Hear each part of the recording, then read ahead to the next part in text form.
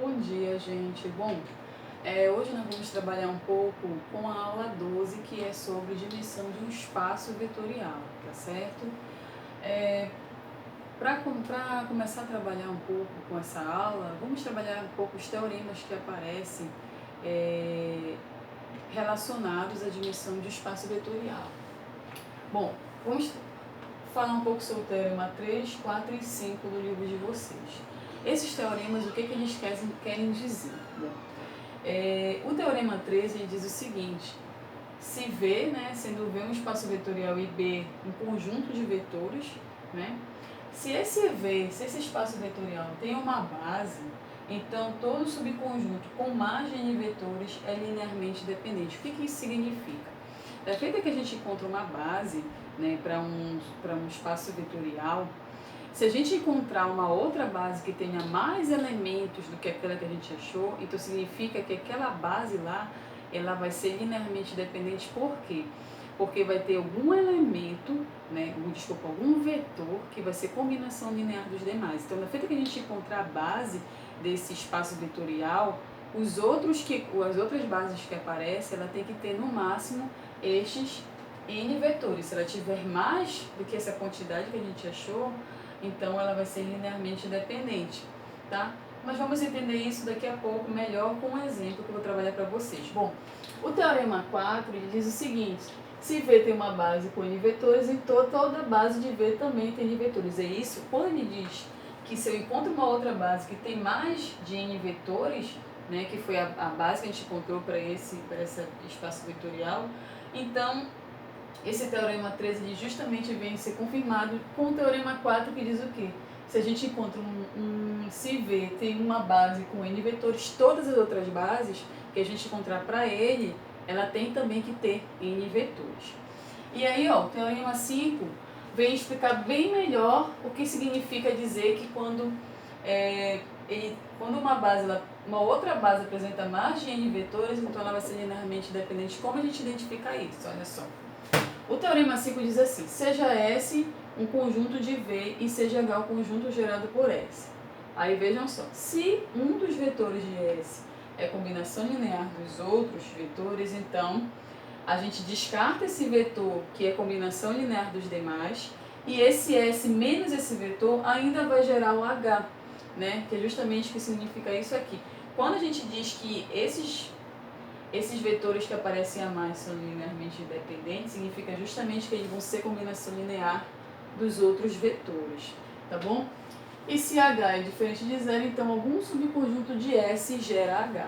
Então, quando a gente encontra um conjunto de vetores de um espaço vetorial, se esse vetor, quando a gente for verificar, a gente vê que ele é linearmente dependente, significa que um dos vetores é combinação linear dos demais.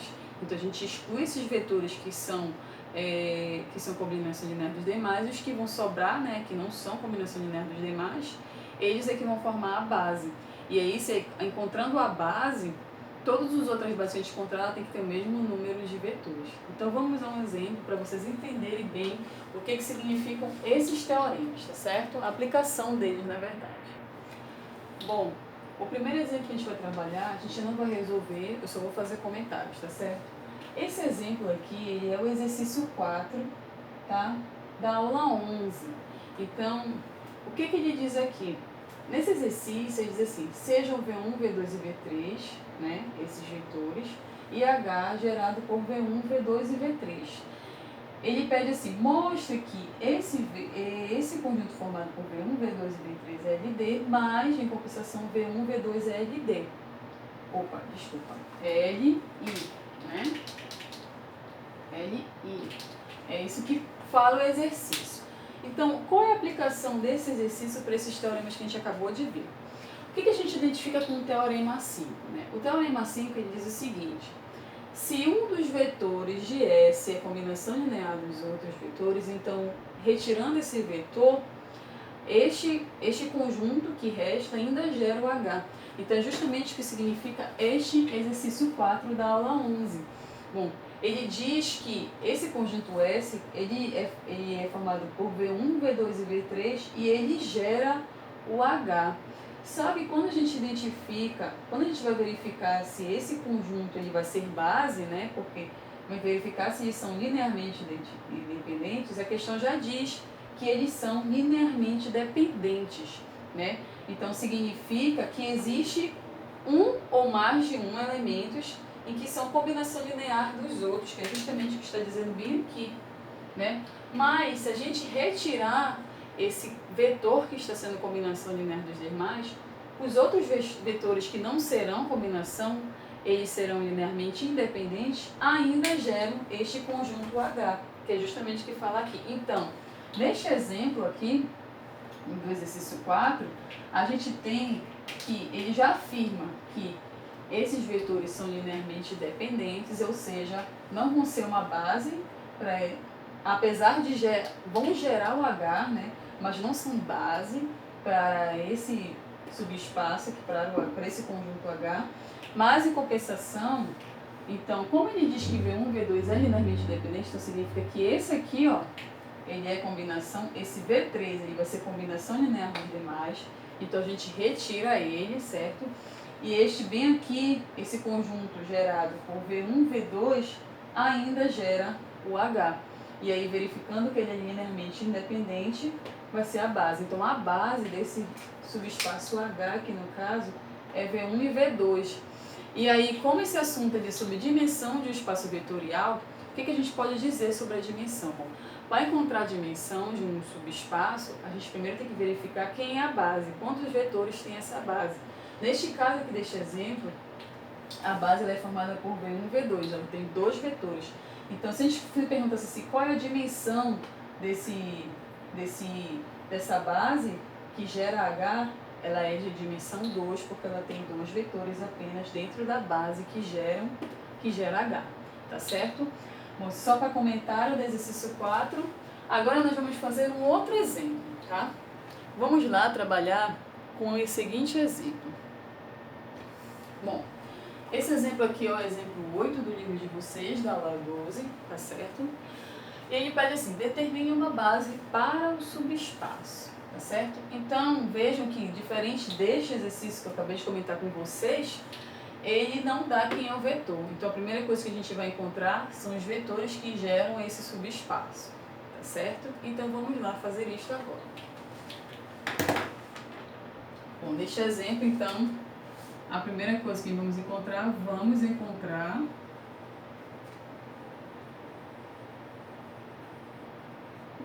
o conjunto de vetores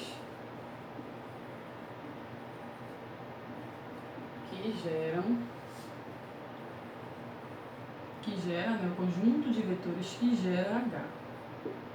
Tá?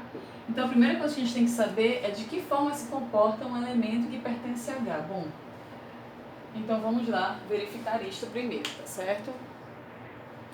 Então, vamos lá. Bom, o elemento que pertence a H, o elemento S que pertence a H, ele é da forma... Ele é de que forma, né?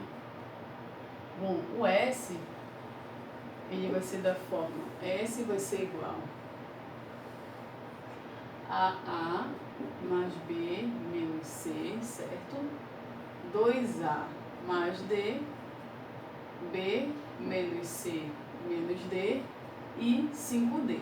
Então, todo elemento que pertence a esse subespaço H, ele tem que ser representado desta forma.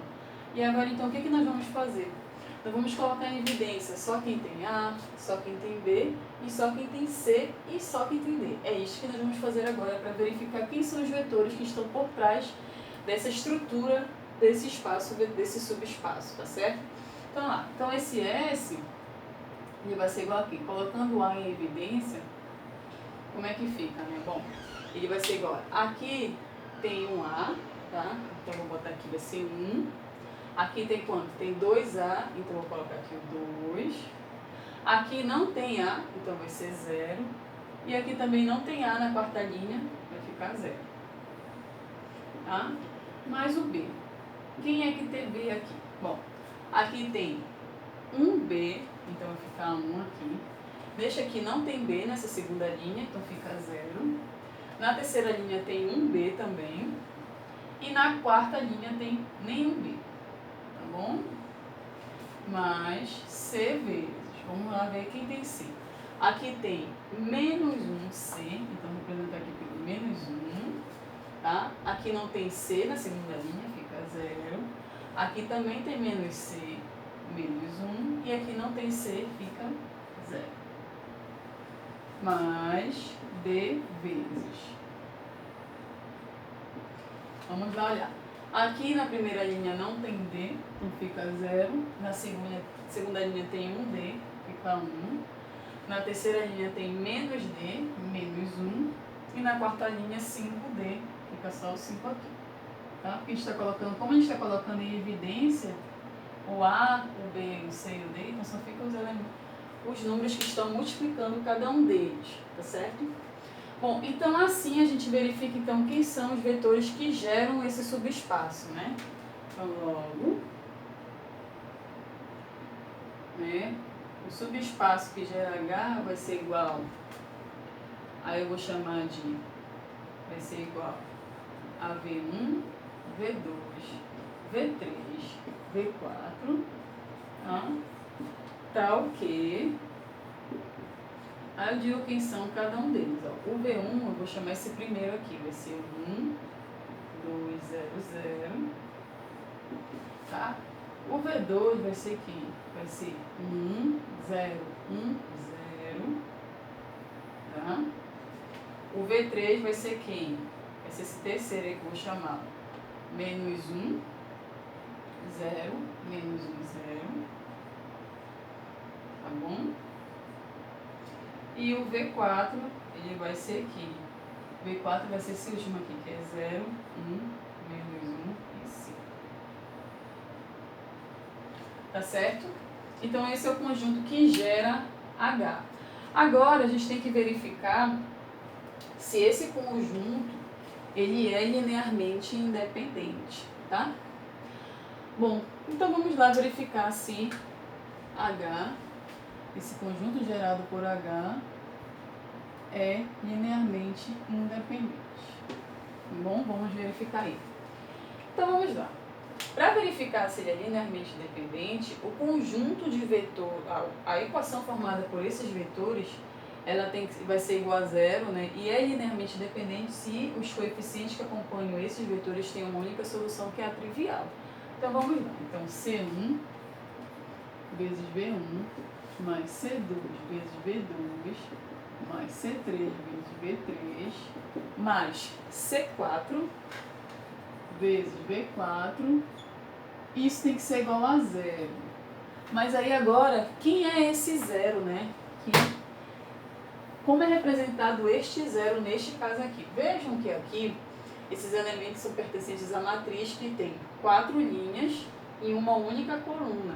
Então, esse 0 aí, neste caso, vai ser representado também por um 0, a matriz nula, né? E aí, como eles tem 4 linhas e uma coluna, vai ser representado desta forma este 0 aí, tá? Então, dependendo do conjunto, como eu já falei, esse 0 vai ter uma representação. Então, substituindo, a gente vai ter aqui, ó, C1 vezes este V1, que é 1, 2, 0, 0. Tá? E a gente vai fazer então a substituição de cada um deles, tá certo? Vamos lá fazer essa substituição. Bom, organizando, né, substituindo V1, V2, V3, V4 na equação e o 0 representado por esta matriz de 4 linhas e uma coluna, tá? Então a gente fazendo aqui a soma só com os elementos que estão na mesma posição, então eu fiz C1, fiz a multiplicação do C1 com todos os elementos que estão aqui na matriz, do C2 com todos os elementos que estão na matriz, do C3 e do C4 também. Certo? Para que essa matriz, para que essa igualdade seja verdadeira, o que tem que acontecer?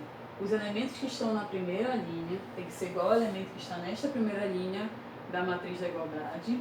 Os elementos que estão na segunda linha tem que ser igual a 0, que é o elemento que está na segunda posição da segunda linha, certo? Primeira coluna. A mesma coisa aqui, os elementos que estão nesta posição aqui, a soma deles tem que dar 0. E a mesma coisa aqui, para que seja uma igualdade de fato. Então, fazendo isso, a gente chegou à seguinte conclusão. Que C1 mais C2 menos C3 tem que ser igual a zero. Que C1 mais C4 tem que ser igual a zero. Que C2 menos C3 menos C4 tem que ser igual a zero. E que 5C4 tem que ser igual a zero. Daqui, a gente conclui o seguinte. Daqui, a gente tem que, desta equação de 5C4 igual a zero, implica que o C4 vai ser igual a zero. Tá bom?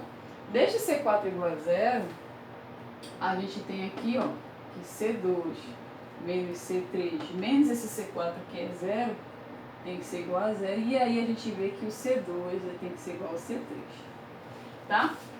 Desta outra aqui, ó, o C1 mais o C4 tem que ser igual a zero. Então a gente conclui aqui, ó, de C1 mais C4 igual a zero, a gente conclui que o C1 também é zero.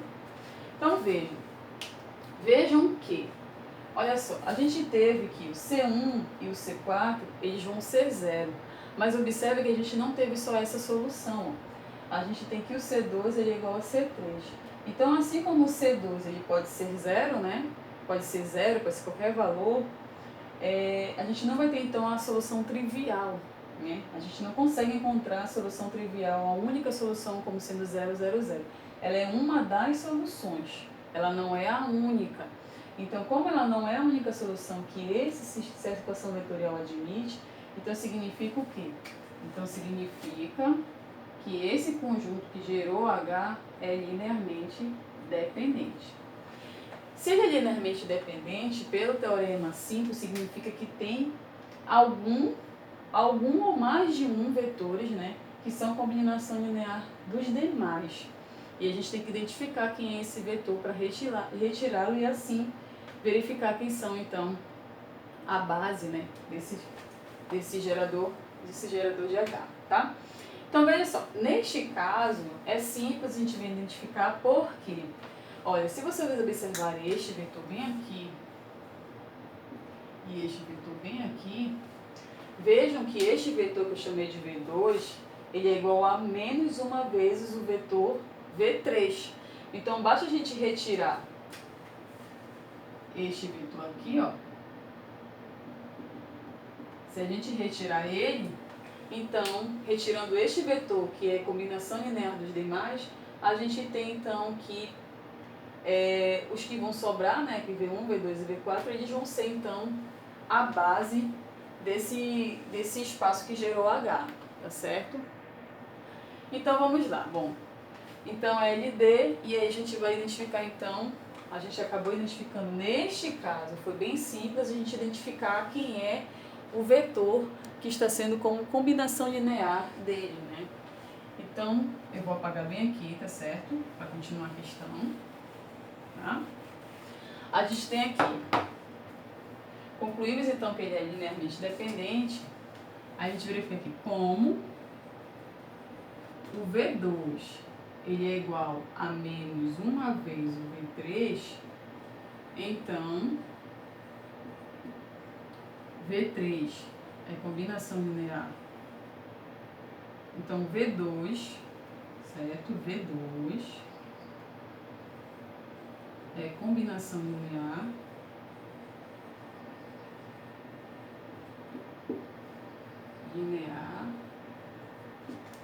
de V3, certo?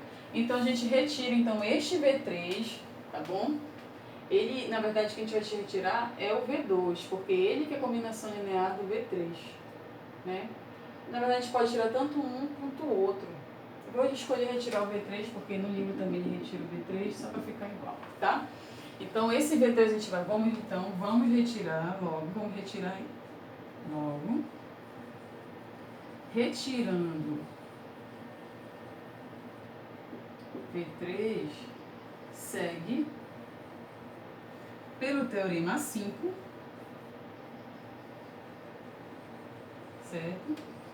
Que o conjunto formado por V1, V2 e V4 gera esse subespaço H, gera H, tá? Certo? E agora a gente pode então verificar, se vocês agora forem de novo verificar que isto daqui, ó, que o V1 com o V2 e o V4, a gente tem que verificar mesmo se eles são linearmente independentes, certo? Porque pode ser que tenha mais de um vetor que seja combinação linear. Nesse caso a gente sabe que só tem um, porque como é um exemplo que já está feito no livro, a gente já sabe quem é. Mas é sempre bom a gente checar se não existe mais de um elemento que seja combinação linear dos demais, tá bom? Então, agora, para verificar se esse V1, V2 e V4, ele é uma base de H, a gente já viu que ele gera, pelo teorema 5, ele garante que ele gera, retirando esse vetor que é a combinação linear dos demais, a gente então retirou ele e a gente, pelo teorema 5, pode dizer que ele gera o H, né?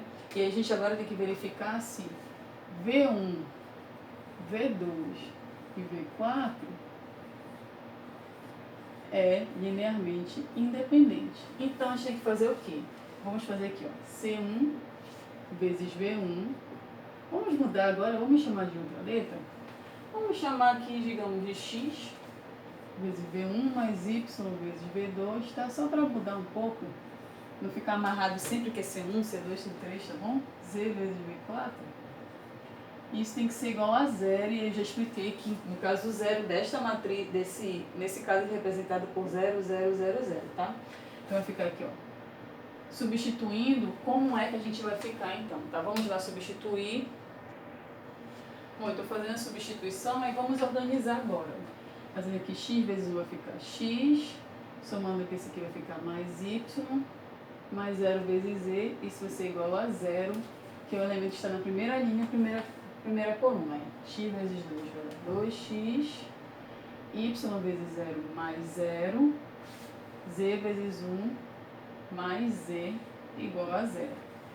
Tá? Esse 0 aqui significa que é o elemento que está na segunda linha, na primeira coluna. Tá? Lembrando que para que isso seja igual, então os elementos que estão na mesma posição têm que ser iguais para manter a igualdade dessa, para que essa afirmação seja verdadeira, né? Para que seja igual de fato. Aqui vai dar 0, 0 mais y vezes 1 vai dar y, mais z vezes menos 1 menos z, isso tem que ser igual a 0. Aqui x vezes 0, 0, mais y vezes 0, 0, mais z vezes 0, opa, aqui é um 5, desculpa, vem aqui é um 5, z vezes 5, 5z, isso tem que ser igual a 0, tá? Bom, aqui a gente não precisa escalonar, tá? Aqui a gente já tem, daqui a gente tem então que z é igual a 0, tá certo? Substituindo esse z igual a 0, então a gente vai ter que y menos i igual a 0, implica então, substituindo z igual a 0 aqui, fica y igual a 0. Então a gente já tem aqui que y é 0 e z é 0. Substituindo o y e o z, posso substituir tanto nesta quanto nesta, tá? A gente vai ter então, se eu substituir aqui no x mais y igual a 0, eu vou implicar que x é 0. E se eu substituir aqui também, ó, 2x mais 0 igual a 0, a gente vai ter que x é 0. Então vejam que a única solução aqui, né?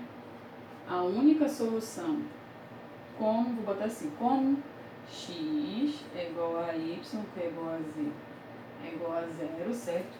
Ou seja, como a única solução para essa equação vetorial x vezes v1 mais y vezes v2 mais z vezes v4 igual a 0 só tem solução quando x, y e z for 0, então significa o quê? Significa que esse conjunto, tá? Ele é linearmente independente. E aí, como ele gera, né? Como ele gera H e ele é linearmente independente, a gente conclui então que quem é a base desse subespaço H? A base desse subespaço H vai ser formada por quem? Vai ser formada justamente por V1, V2 e V4. E aí eu pergunto, qual é a dimensão dessa base? Bom, a dimensão então desse subespaço aí vai ser 3. Por quê? Quem são os vetores, né? Quantos vetores tem na base que formam esse subespaço H? 3. Então a dimensão dele vai ser 3. Tá bom? Bom, então com isso a gente conclui essa parte analisando os teoremas, certo? Teorema 3, 4 e 5 do dimensão de um espaço vetorial, tá certo? E aí agora no próximo vídeo nós vamos trabalhar outra coisa, certo? Com relação às coordenadas de uma base, tá? E aí espero que vocês tenham entendido. Qualquer coisa é só postar na nossa página no YouTube e também no grupo do WhatsApp, tá certo?